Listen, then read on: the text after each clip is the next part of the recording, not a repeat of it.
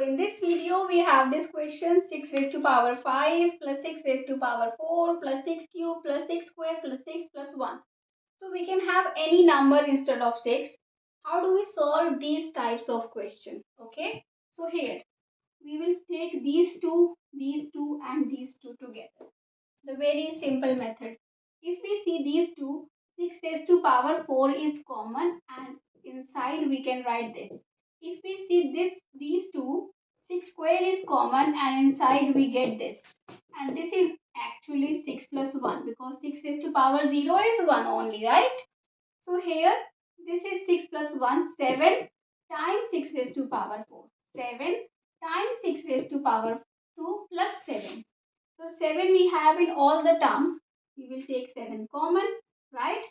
6 4 plus 6 square plus 1, right?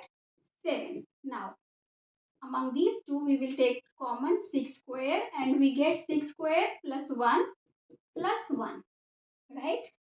7. So this is 36 times 37 plus 1, right?